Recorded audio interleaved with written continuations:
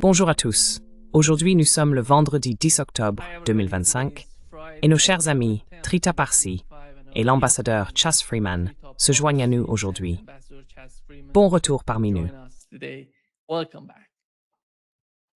Bienvenue à vous. Ravi de vous voir, Trita. Ouais, Ravi de te voir aussi. cela fait un moment, Trita. Commençons, monsieur l'ambassadeur, par le cas de l'accord de paix à Gaza, en Palestine. Voici ce que nous avons appris des responsables du Hamas. Ils parlent de l'accord de paix, du désarmement du Hamas. Et voici ce qu'il a dit.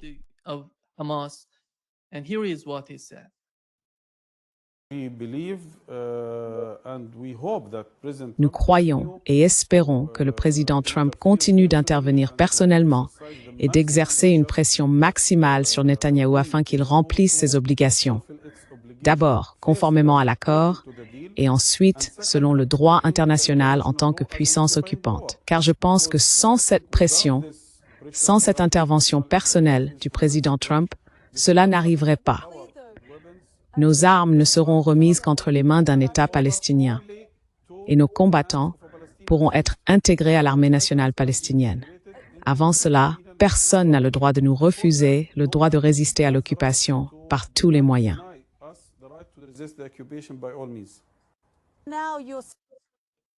Vous voyez, c'est la position officielle du Hamas. Je pense tout d'abord qu'il ne s'agit pas du tout d'un accord de paix. C'est un cessez-le-feu, semblable au précédent. Son seul élément concret est l'échange de captifs, des otages des deux côtés. Je remarque que les Israéliens refusent de libérer quiconque au sein de la direction palestinienne qui pourrait être en mesure de faire avancer la paix entre Israéliens et Palestiniens. Marwan Barghouti, par exemple, a été explicitement maintenu dans une prison israélienne. Le porte-parole du Hamas a tout à fait raison. Les peuples sous occupation ont le droit de résister en vertu du droit international, y compris par la résistance armée. Tant qu'il y aura une occupation, il y aura une résistance. Par conséquent, un accord en 20 points qui ne traite pas du tout de cette question, et qui, en conclusion, au point 20, dit en substance que si tout le reste est favorable à Israël, on pourra alors parler d'un second État, un État palestinien, ne résout en réalité rien.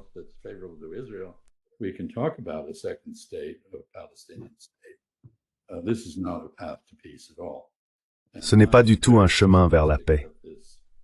Je suis très pessimiste quant au fait que cet accord, dans la mesure où c'en est un, tienne car il est très clair qu'il existe des divergences majeures entre les Israéliens et les Palestiniens. Je sais que Jared Kushner a déclaré aujourd'hui dans le New York Times que l'art de la négociation consiste à amener les gens à dire oui, puis à régler les détails plus tard. Eh bien, cela peut fonctionner dans une transaction financière ou un projet immobilier, mais cela ne fonctionne pas lorsqu'aucun intérêt commun n'a été établi entre les parties, ou lorsque l'on ne joue pas le rôle de médiateur, mais que l'on tente d'imposer un accord aux deux camps. De toute évidence, le président Trump a exercé une forte pression sur le Premier ministre Netanyahou.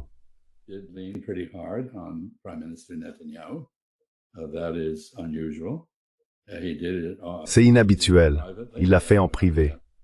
Nous n'avons aucune idée de la fermeté dont il a fait preuve, ni de ce qu'il a menacé, mais les faits ne confirment pas le langage optimiste du porte-parole du Hamas, à savoir qu'ils peuvent compter sur le président Trump pour forcer Israël à engager un processus de paix. Israël n'a pas accepté l'idée d'un État palestinien comme objectif. Il n'a même pas accepté de se retirer entièrement de Gaza, selon un calendrier, et il continuera à contrôler Gaza. Nous verrons un premier test de cela, non seulement avec la livraison des 600 camions censés entrer à Gaza, avec de la nourriture et des fournitures médicales, mais aussi pour savoir si Gaza est ouverte à la presse, car Israël a tué 220 journalistes et ne veut pas que la presse à Gaza voit ce qu'il fait.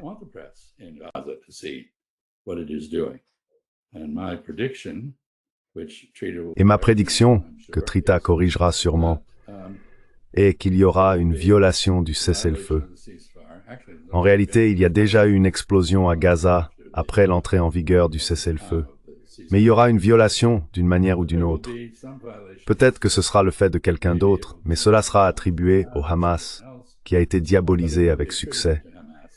Et cela servira à justifier la reprise du génocide par Israël, que Bezalel Smotrich a déjà appelé de ses vœux.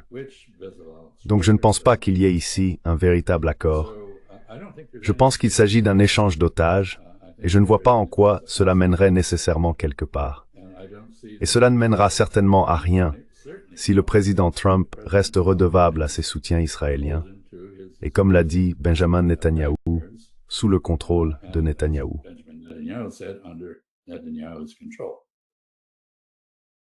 Trita, go ahead. Merci. Je pense, Chas, que ton scepticisme est tout à fait justifié. Le bilan est très clair. Nous avons eu une situation similaire en janvier de cette année, un accord en 3 phases. Les Israéliens ont clairement indiqué dès le départ qu'ils n'étaient même pas intéressés par la deuxième phase. Et en mars, ils ont saboté le cessez-le-feu, annulé l'accord dans son ensemble, et l'administration Trump a blâmé le Hamas tout en disculpant Israël. Avec un tel bilan et bien d'autres éléments, je pense qu'il y a de solides raisons d'être très sceptique. Une grande partie du langage utilisé dans les médias en ce moment est extrêmement indulgente, pour ne pas dire plus. Mais permettez-moi aussi de suggérer une voie potentiellement moins problématique.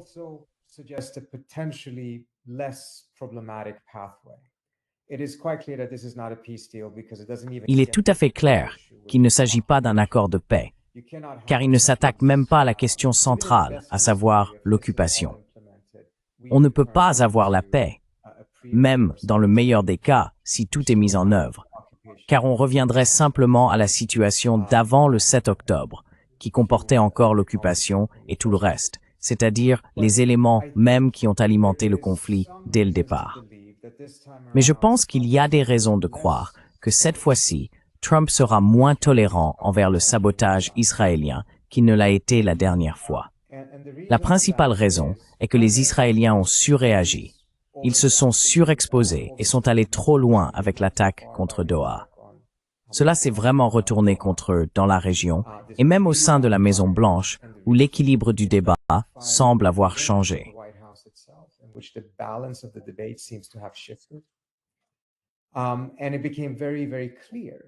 Et il est devenu très, très clair que ce qu'Israël fait coûte désormais de plus en plus cher à Trump. Et cela m'amène au deuxième facteur, qui est la véritable raison pour laquelle cela lui coûte. Au cours des derniers mois seulement, nous avons assisté à une chute spectaculaire de la position d'Israël au sein de la base America First. Et c'est le noyau dur de Trump. Leurs chiffres se sont effondrés. Les gens se sont retournés contre le génocide. Marjorie Taylor Greene a utilisé le mot « génocide » bien avant Bernie Sanders. Steve Bannon exprime sa colère, attaquant presque quotidiennement Netanyahou, Tucker Carlson et bien d'autres, y compris Charlie Kirk d'ailleurs, qui pour la plupart le faisait en privé. Mais nous savons désormais certaines des choses qu'il a faites en coulisses.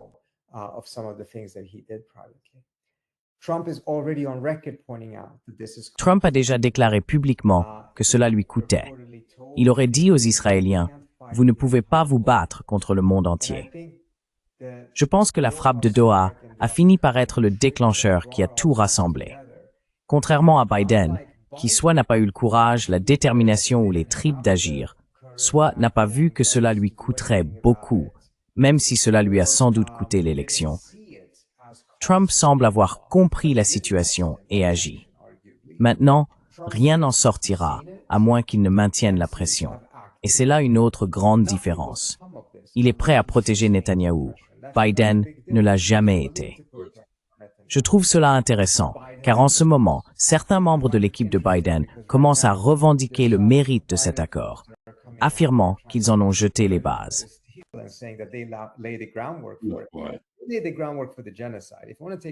Ils ont préparé le terrain pour le génocide. Si vous voulez vous attribuer le mérite de l'accord, vous devez aussi assumer la responsabilité du désastre qu'ils ont provoqué ici. Mais la différence essentielle dans les éléments, c'est que oui, ils ont peut-être travaillé sur un plan très similaire à ce que cela a fini par devenir. L'ingrédient clé qui le rend possible, cependant, c'est la volonté d'exercer une pression sur Netanyahou. Nous ne l'avons jamais vu sous Biden, et nous ne l'avons vu que de manière temporaire, épisodique, sous Trump. Pour que cela fonctionne réellement, il faut que ce soit constant et soutenu. Nous ne l'avons pas encore constaté. Donc, encore une fois, raison d'être sceptique.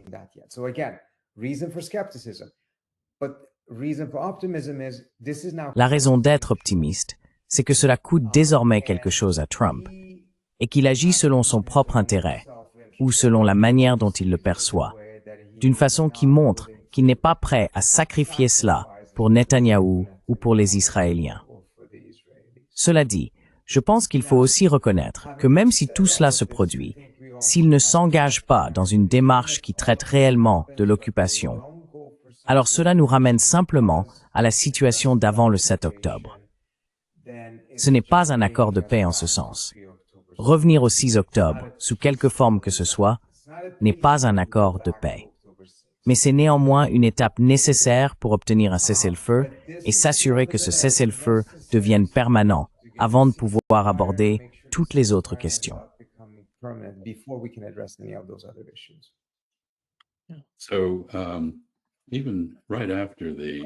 Ainsi, même juste après la conclusion de l'accord de cessez-le-feu, le président Trump a ordonné à Israël d'arrêter de bombarder Gaza. Et ils ne l'ont pas fait. Ils ont bombardé jusqu'à la dernière minute ce matin, ou à midi je suppose, en Asie occidentale. Et il faut noter que nous n'avons pas besoin de remonter à l'accord sur les otages de janvier, qui a été annulé par les Israéliens. Regardez ce qui s'est passé au Liban. Israël avait accepté de se retirer du Liban. Il ne l'a pas fait. Israël avait accepté un cessez-le-feu. Il a violé ce cessez-le-feu 4600 fois. Il a frappé des installations de l'ONU. Il a frappé des Libanais de toutes sortes. Il n'y a aucune raison de croire qu'Israël se comportera différemment, étant donné que son objectif reste l'expulsion de tous les Palestiniens, ou du plus grand nombre possible, de Palestine.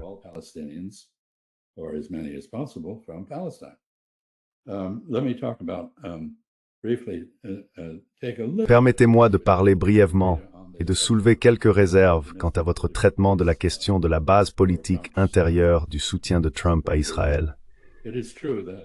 Il est vrai que divers commentateurs en ligne, Tucker Carlson et d'autres, ainsi qu'un ou deux membres du Congrès, comme Marjorie Taylor Greene, l'ont attaqué pour sa soumission à Israël, essentiellement pour les mêmes raisons. Que cela est humiliant pour un patriote américain, un nationaliste. Il ne semble pas y prêter la moindre attention. Je ne suis pas sûr qu'il le fera, car les forces contraires à cela sont déjà en mouvement.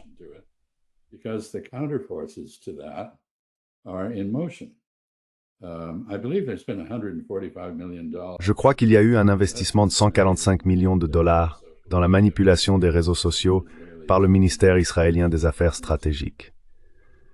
Nous voyons le rachat de TikTok par des milliardaires sionistes qui proposent de modifier l'algorithme afin de favoriser Israël et de bloquer toute information défavorable à son sujet. Je ne sais pas s'ils en sont réellement capables ou non, mais c'est leur objectif. Ce sont là les signes d'une reconnaissance assez désespérée de la part d'Israël qu'il est en train de perdre la bataille des relations publiques aux États-Unis. Il perd le soutien de la grande puissance extérieure dont il a besoin pour survivre, et il doit agir en conséquence, et il s'y emploie avec acharnement.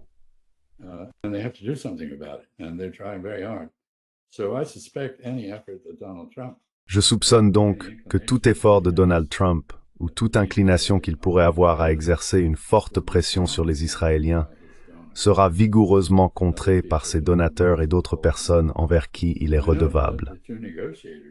Je remarque que les deux négociateurs ici, Jared Kushner et Stephen Witkoff, sont tous deux sionistes, et qu'il n'y a eu aucune consultation avec un Palestinien, pas même avec l'autorité palestinienne, qui est un sous-traitant de l'occupation au sujet des intérêts palestiniens. Et je ne suis pas sûr que quiconque, au sein du gouvernement américain, reconnaisse les intérêts palestiniens, qui ont toujours été l'autodétermination et essentiellement le souhait d'être laissés tranquilles par les Israéliens. Donc je ne suis pas certain que tu aies raison de dire que beaucoup de choses ont changé. Ce serait agréable de le penser.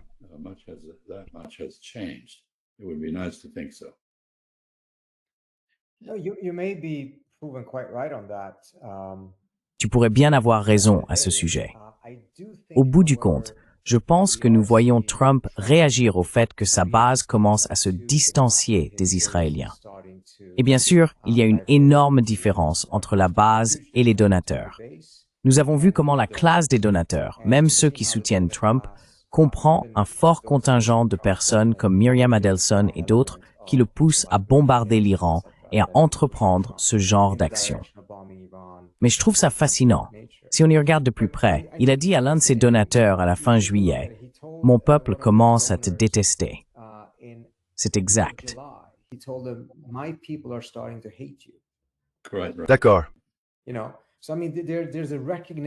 Tu sais, je veux dire, il reconnaît lui-même que c'est un défi pour lui. N'est-ce pas?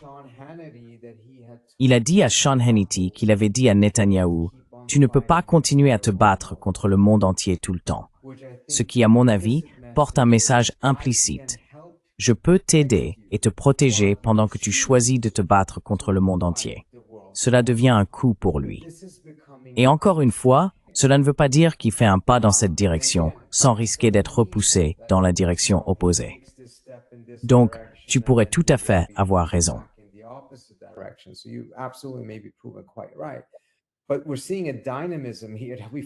Mais nous voyons ici une forme de dynamisme que franchement, nous n'avions pas observé auparavant, ni avant l'arrivée de Trump, ni avec Biden. La question est de savoir si cela peut mener à un scénario où au minimum cela aboutirait à un cessez-le-feu permanent. Et quant à savoir s'il ira jusqu'à une véritable paix, bien sûr, il faut garder des attentes très modestes à ce sujet.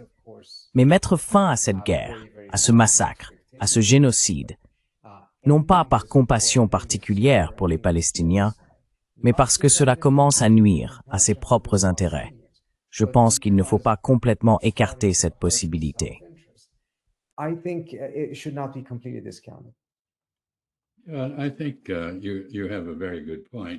Je pense que vous avez tout à fait raison. Il y a aussi un cycle politique intérieur, lié à la dépendance envers les donateurs. Nous avons des élections de mi-mandat l'année prochaine. Et puis le président Trump, pour des raisons à la fois constitutionnelles et de toute évidence physiques et mentales, ne pourra pas se représenter. Donc la situation va évoluer. Peut-être que cela lui donnera la liberté qu'il n'a pas eue jusqu'ici pour affronter plus fermement les Israéliens. C'est une possibilité. Mais je sais qu'il a ruiné les relations américaines avec le monde entier et qu'il vient d'avoir une crise de colère, je crois que c'était aujourd'hui, à propos des Chinois qui nous imposent des contrôles à l'exportation, calqués sur les nôtres à leur égard, ce qu'il semble juger injuste.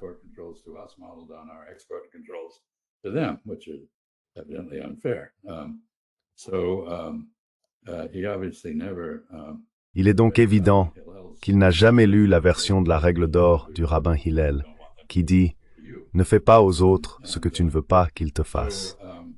Et cela s'inscrit dans un contexte plus large. Si tu lis cette crise de colère sociale contre les Chinois, comme je l'ai fait, ce n'est pas seulement incohérent, mais rempli d'absurdités ridicules. Savais-tu, Trita, qu'il y a un conflit vieux de 3000 ans en Terre Sainte? Je veux dire, prenons un peu de recul et reconnaissons que les États-Unis ont lié leur avenir à quelqu'un dont C. Hersh vient de parler. Et C. Hersh est un journaliste très fiable. Les gens autour de Trump à la Maison-Blanche disent que cet homme souffre d'un cas de démence grave et de plus en plus sérieux. Un peu comme Joe Biden, bien que Joe Biden ait réussi à le dissimuler, ou plutôt que les gens autour de lui aient réussi à le dissimuler.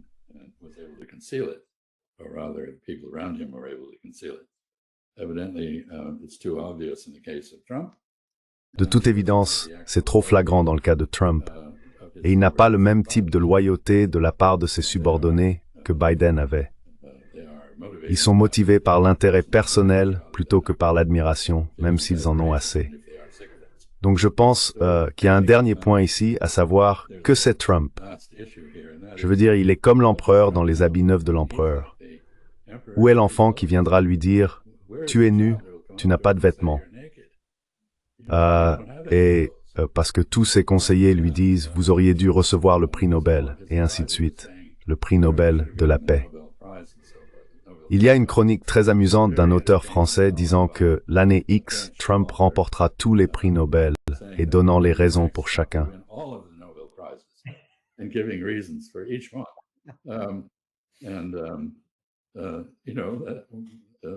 Et vous savez, c'est probablement un objectif de cet homme à ce stade.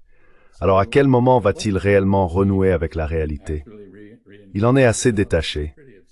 Vous savez, dans sa déclaration sur la Chine, il a dit « Nous avons eu d'excellentes relations avec la Chine au cours des 6 derniers mois.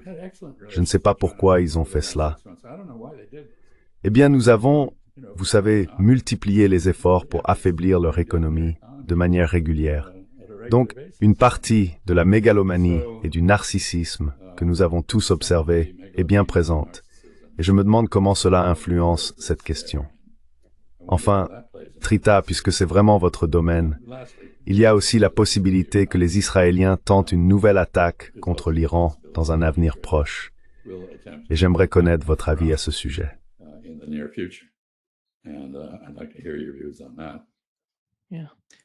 Oui, parce qu'il y a eu un appel téléphonique entre Netanyahou et Poutine. Poutine a mentionné que Netanyahou lui avait dit qu'il n'allait pas attaquer l'Iran, qu'il n'allait pas aller dans cette direction.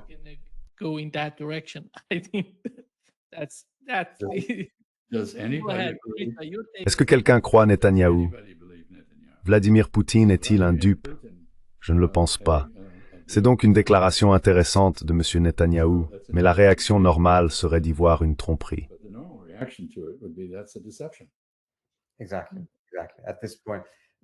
Exactement, à ce stade. Permettez-moi d'aborder ce point.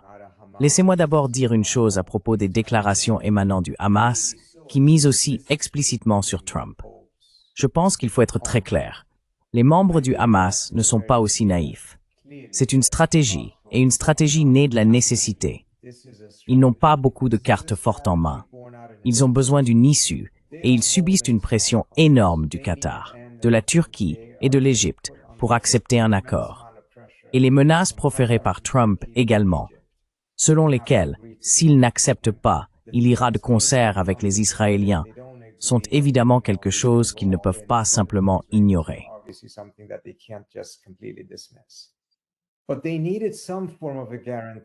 Mais ils avaient besoin d'une forme de garantie que cela ne se terminerait pas comme l'accord de janvier.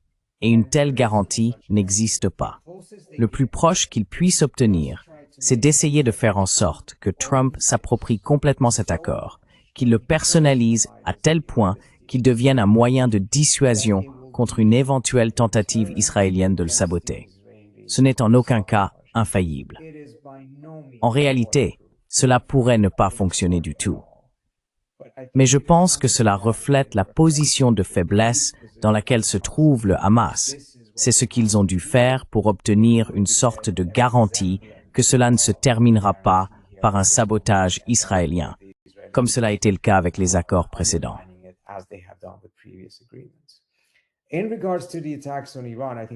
En ce qui concerne les attaques contre l'Iran, je pense que c'est la seule chose qui a changé depuis notre dernière discussion à ce sujet. Mon opinion était qu'avant la fin décembre, une attaque était probable. La seule chose qui a changé dans tout cela, c'est le dépassement des limites par les Israéliens en frappant Doha et la manière dont cela s'est retourné contre eux à la Maison-Blanche. Qui sait si cela va devenir la nouvelle norme ou simplement une situation temporaire.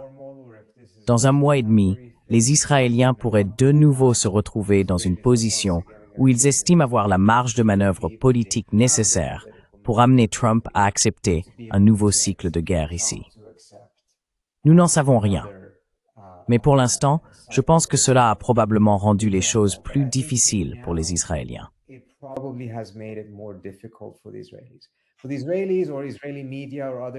Pour les Israéliens, ou les médias israéliens, ou d'autres, divulguer ou prétendre qu'ils ont dit ce genre de choses à la Russie.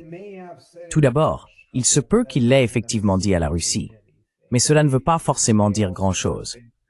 Il se peut aussi qu'il s'agisse simplement d'une fuite destinée à faire exactement ce que Chasse a décrit, une manœuvre de tromperie.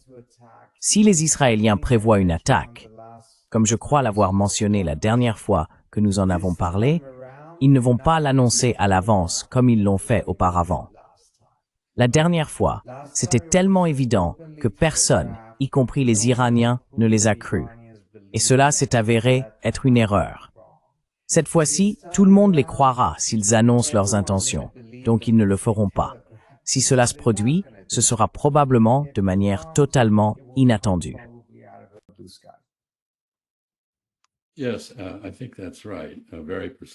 Oui, je pense que c'est juste. Très perspicace.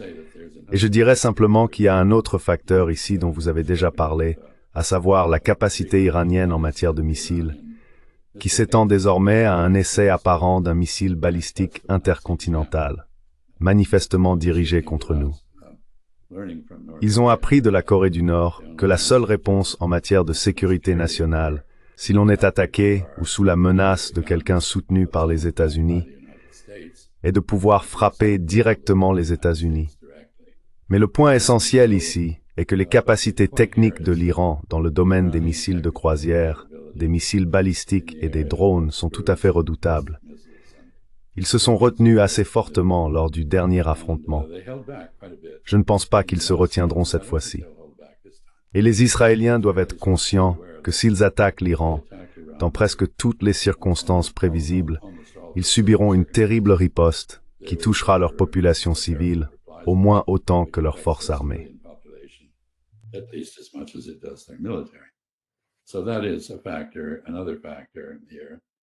C'est donc un autre facteur à prendre en compte. Mais je reviens sur ce point, Trita. La Hasbara d'Israël, très habile, ses efforts d'exonération ou d'exculpation, a réussi à diaboliser tous ses ennemis aux yeux de l'Américain moyen, qui ne sait rien d'eux, ni de leur histoire, ni même des réalités contemporaines de la région. Je ne suis donc pas sûr que nous ayons beaucoup de marge. Vous savez, on pourrait très bien voir surgir une sorte de « Hurrah, hurrah, hurrah, notre puissante armée frappe encore ». Ce n'est pas impossible à imaginer.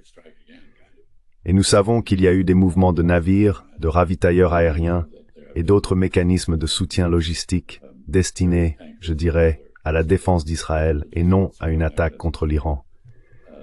Si c'est bien pour la défense d'Israël, je ne vois aucune raison de penser que ce sera plus efficace que les tentatives précédentes, qui n'ont été que partiellement couronnées de succès.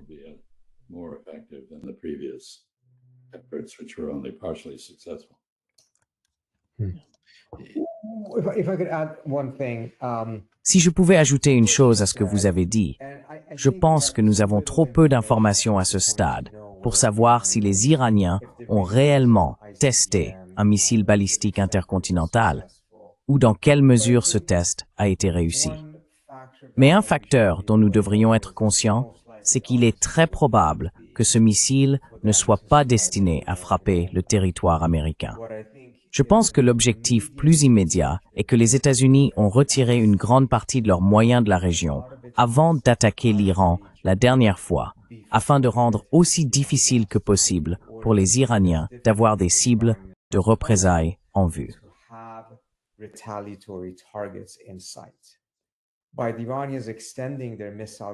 En étendant leur capacité de missiles, les Iraniens font en sorte que de nombreux endroits où les États-Unis ont déplacé leur matériel et leur personnel puissent à nouveau se retrouver à portée des missiles iraniens.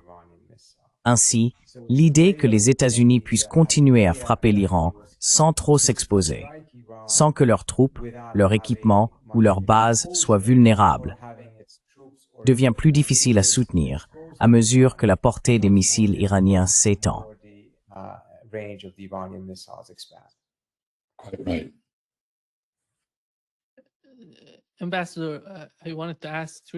Ambassadeur, je voulais poser la question à Trita, mais je vais vous la poser à vous. Écoutez, Trita a mentionné les noms de Charlie Kirk et Tucker Carlson, et nous avons entendu Steve Bannon parler d'Israël en disant « Si vous voulez combattre l'Iran, allez-y vous-même. Nous ne serons pas là pour vous aider. » Ce sont des figures importantes au sein du Parti républicain. Nous savons que de nouveaux sondages aux États-Unis montre, comme l'a rapporté CNN, que les gens ici changent d'avis en se tournant vers l'Est, vers ce qui se passe au Moyen-Orient.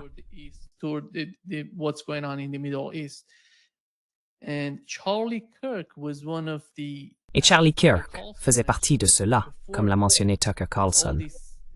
Avant toute cette folie entre les États-Unis et Israël d'un côté et l'Iran de l'autre, il a essayé de préciser qu'il n'allait pas soutenir le président des États-Unis dans une attaque contre l'Iran. Comment voyez-vous l'opinion publique? L'influence de l'opinion publique sur l'administration et sur ses personnalités, qui selon moi sont importantes pour la base électorale de Donald Trump, la base MAGA.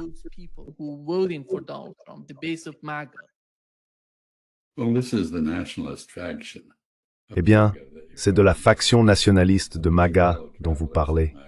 Ce sont des compagnons de route de MAGA. Ils n'en constituent pas le noyau. Ce sont des patriotes qui se sentent humiliés par la soumission américaine aux politiques israéliennes. Et sur cette question, ils se sont détachés du président Trump. Mais je sais que sur d'autres sujets, ils le soutiennent encore.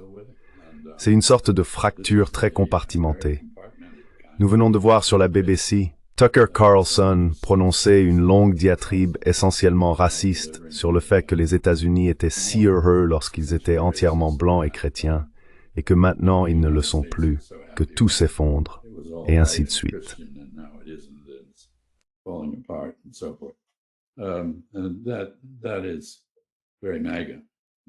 Et c'est très négatif. Ce n'est pas cohérent avec la position nationaliste des autres. Je sais que leur opposition à la première frappe des Américains contre l'Iran a été inefficace. Elle n'a pas convaincu le président Trump de ne pas la lancer. Elle l'a peut-être convaincu de limiter la frappe afin qu'elle soit transactionnelle et tactique dans ses effets et non stratégique. Et cela était important. Je ne pense pas que ces personnes soient sans oreille à la Maison-Blanche, mais je ne surestimerai pas leur influence.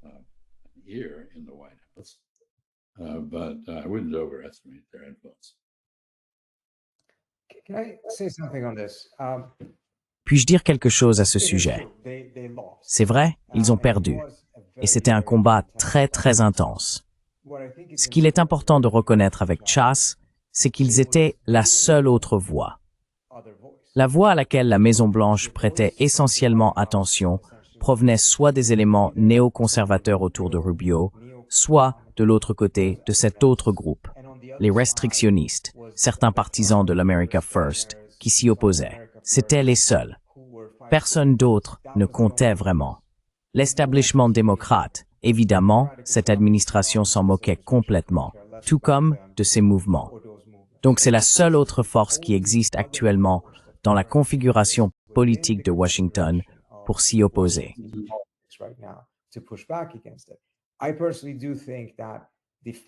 Je pense personnellement que le résultat final a été une situation dans laquelle la Maison-Blanche et le chef de cabinet de la Maison-Blanche ont essentiellement essayé de couper la poire en deux, donner quelque chose à chaque camp, mais sans accorder à aucun d'eux tout ce qu'ils voulaient. Le camp Israël d'abord, les Israéliens, ce groupe voulait une guerre totale, une implication complète des États-Unis, et pas seulement une frappe contre les installations nucléaires. Les partisans de la retenue et les autres ne voulaient aucune implication, conscients que cela influencerait négativement les choix ultérieurs de Trump, compromettrait les chances d'obtenir un accord et laisserait les États-Unis constamment à la merci d'une éventuelle reprise de la guerre par les Israéliens. Ils n'ont pas obtenu ce qu'ils voulaient. Mais cela s'est finalement limité à une frappe restreinte que la Maison-Blanche a ensuite tenté d'utiliser pour mettre fin à la guerre.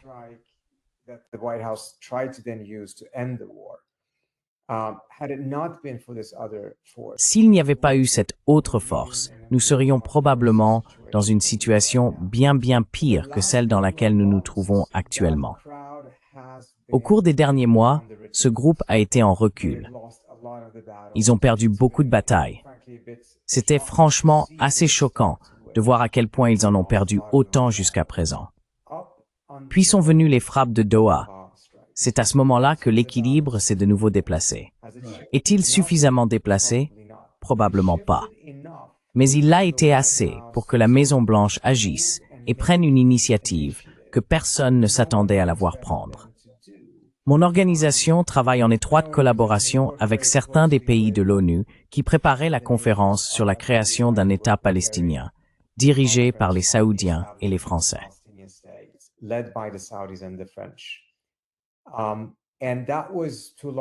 Et cela avait été, dans une large mesure, conçu comme un processus alternatif, car Oslo est clairement mort, mais quelque chose qui pouvait maintenir un certain effort en vie afin d'assurer la création d'un État palestinien. Ils ont tous été complètement pris par surprise lorsque, sans prévenir, la Maison-Blanche a présenté cette proposition. Et je pense que cela est venu, encore une fois, en mettant de côté toutes ces imperfections, précisément à la suite du dépassement de limites lors de la frappe à Doha et de l'immense impopularité d'Israël au sein même du camp de Trump. Tout cela s'est combiné et a créé une nouvelle constellation. Reste à savoir si cela peut être maintenu, si cela peut mener à quelque chose de plus durable. Mais pour l'instant, il n'y a que deux options en présence, soit le camp néoconservateur, soit celui-ci. Exactement. Je suis entièrement d'accord avec toi sur ce point. Ambassadeur, pensez-vous qu'il existe encore une voie vers la diplomatie avec l'Iran? Parce que lorsque je regarde les médias iraniens et la manière dont ils s'expriment, il semble que les personnes qui souhaitent une meilleure relation avec l'Occident deviennent de plus en plus faibles. Je ne vois pas leur position s'améliorer en Iran.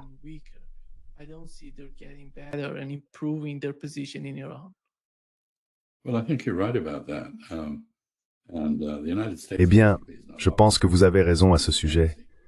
Les États-Unis n'offrent pratiquement aucune diplomatie et personne d'autre non plus. Les Européens se sont docilement retirés du JCPOA, l'accord sur le nucléaire, avec le mécanisme de rétablissement des sanctions, ce qui est bien sûr une décision absurde puisqu'elle punit l'Iran pour quelque chose que les États-Unis ont en réalité fait eux-mêmes, à savoir démanteler l'accord nucléaire et le violer, sans en respecter les obligations. Mais les Européens ont ainsi démontré leur fidélité à Washington, ce qui, on peut le dire, les aide sur d'autres questions plus proches et plus épineuses comme l'Ukraine, qui se vide de son sang et pour laquelle ils n'ont pas non plus de solution. Donc je pense que les perspectives de diplomatie ne sont pas très bonnes avec l'équipe actuelle.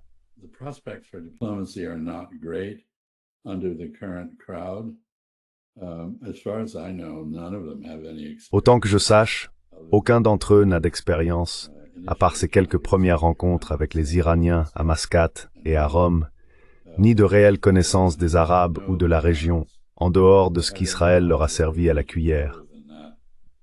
Je ne pense pas qu'ils connaissent les Turcs ni les autres acteurs clés, et je ne suis pas sûr qu'ils aient une quelconque vision stratégique. Ils essayent simplement, comme l'a dit Jared Kushner, de les amener à dire oui, puis de régler les détails. Mais en réalité, on ne peut pas faire cela si c'est un jeu à somme nulle, ce qui est la manière dont beaucoup de choses ont été présentées. L'astuce consiste à prendre ce jeu à somme nulle, à le renverser et à en faire quelque chose dont les deux parties peuvent tirer profit. Je ne vois aucune preuve d'imagination à ce niveau chez ceux qui pourraient être impliqués dans la diplomatie avec l'Iran.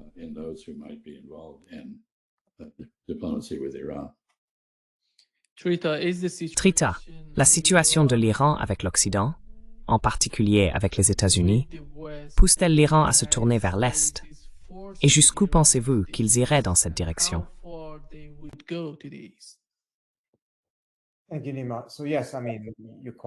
Merci, Nima. Oui, en effet, vous avez tout à fait raison. Le débat en Iran a changé de manière spectaculaire, et peut-être de façon compréhensible. C'était la position la plus souple que j'ai jamais vue de la part des Iraniens en matière de négociation. Ils ont envoyé tous les signaux clairs, ils ont fait toutes les concessions nécessaires, et ils ont été bombardés à la place. Donc, l'idée qu'il existe une voie possible avec l'Occident est évidemment très difficile à faire accepter aux Iraniens en ce moment. Cela dit, il se peut qu'une telle voie soit nécessaire. Ce n'est pas comme s'ils étaient dans une position confortable leur permettant de fermer les yeux et de faire comme si l'Occident n'existait pas, ou qu'il n'avait plus d'importance.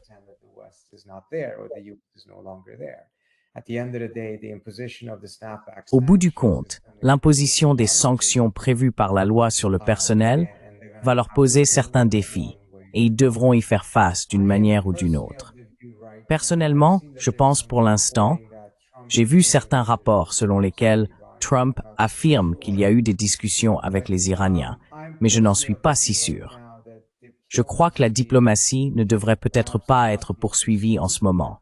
Et la raison en est que la Maison-Blanche et le président semblent actuellement penser que les Iraniens sont tellement affaiblis qu'ils n'ont d'autre choix que de capituler.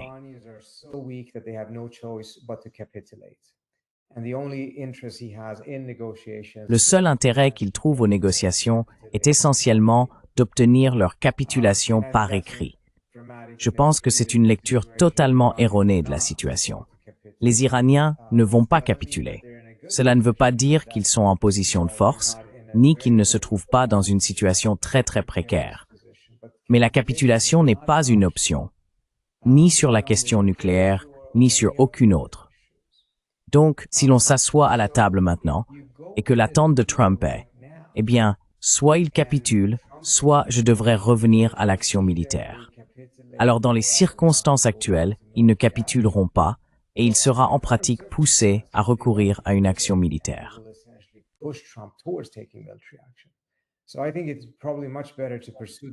Je pense donc qu'il serait probablement bien préférable de poursuivre la voie diplomatique dans quelques mois, après que la Maison-Blanche se sera peut-être débarrassée de l'idée que les Iraniens vont capituler. Ce que nous voyons en ce moment, c'est une pression maximale 2.0 mise en place. Et la Maison-Blanche va probablement poursuivre cette stratégie pendant encore 9 à 12 mois, avant d'être même disposée à réévaluer si cela fonctionne ou non. C'est ce que je soupçonne. Et pendant cette période, si vous poussez aux négociations, vous risquez involontairement de vous retrouver dans une situation où Trump conclurait que sa seule option restante, en raison de l'absence de capitulation, est de recourir à davantage d'actions militaires.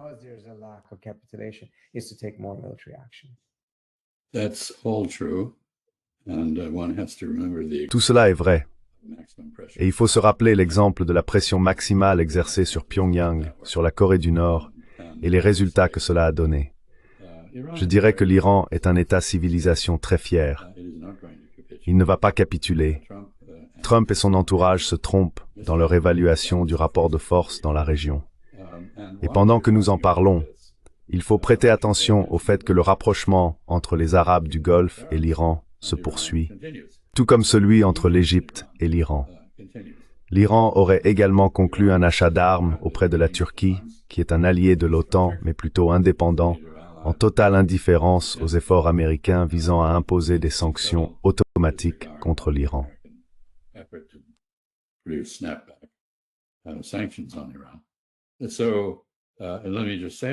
Permettez-moi de dire ceci. Concernant le rétablissement des sanctions, les Chinois et les Russes ont clairement indiqué qu'ils ne considéraient pas le vote comme légitime pour la raison que j'ai mentionnée, à savoir que le responsable de la destruction du JCPOA n'était pas l'Iran, mais les États-Unis. Et l'Iran ne mérite pas d'être puni pour avoir été la victime d'une erreur américaine. Ils ne respecteront donc pas cette décision. La Turquie, de toute évidence, ne semble pas vouloir la respecter non plus. Je ne pense pas que les Arabes du Golfe aient le moindre intérêt à la respecter. Par conséquent, je pense que tu as raison, Trita. Ce n'est pas un moment propice à la diplomatie. Et si l'on essayait de s'y engager, le choc de la réalité lors des discussions avec les Iraniens pourrait effectivement pousser Trump à recourir à la force.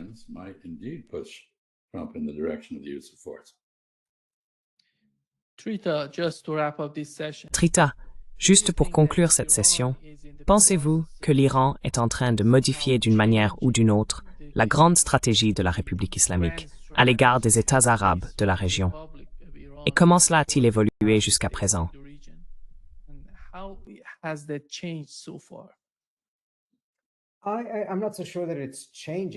Je ne suis pas si sûr que cela soit en train de changer. Cela continue sur une trajectoire amorcée il y a quelques années, la décision d'investir davantage dans la région et davantage en Russie et en Chine afin d'isoler l'Iran des pressions occidentales. La région est très importante pour une raison simple. C'est là que les États-Unis peuvent interférer avec tout commerce qu'ils considèrent comme une violation de leurs sanctions.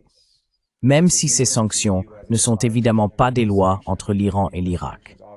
Mais malgré tout, c'est là que l'Iran peut commercer sans risquer de voir comment les États-Unis, en utilisant l'infrastructure financière mondiale comme un outil américain, ont réussi à freiner une grande partie du commerce de l'Iran avec d'autres pays.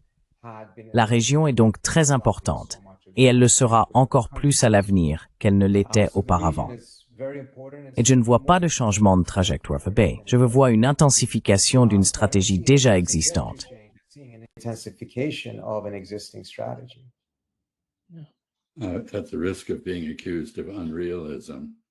Au risque d'être accusé d'irréalisme, permettez-moi de rappeler que les sanctions non approuvées par les Nations Unies sont illégales. Elles n'ont aucune validité. Par conséquent, leur application est entièrement illégale.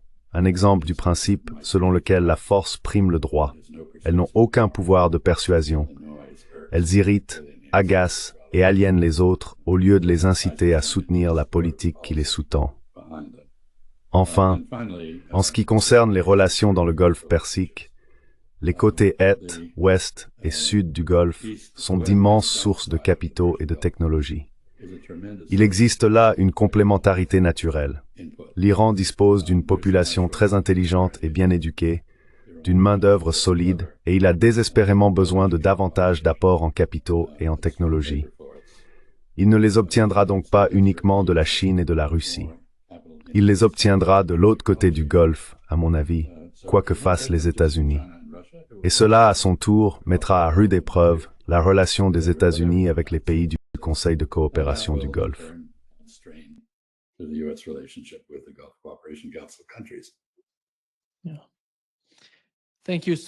Merci beaucoup, ambassadeur Chas Freeman et Trita Parsi. C'est un grand plaisir de vous avoir tous les deux parmi nous. Merci beaucoup de nous avoir invités. C'est un grand plaisir d'être avec vous et toujours avec Chas, bien sûr. Merci. Et Nima, j'ai entendu un de tes enfants s'exclamer bruyamment à propos de quelque chose que Trita a dit avant que tu ne l'interrompes. Je suis d'accord avec ton enfant. Il vaut la peine d'être écouté. Merci. Ouais. Merci.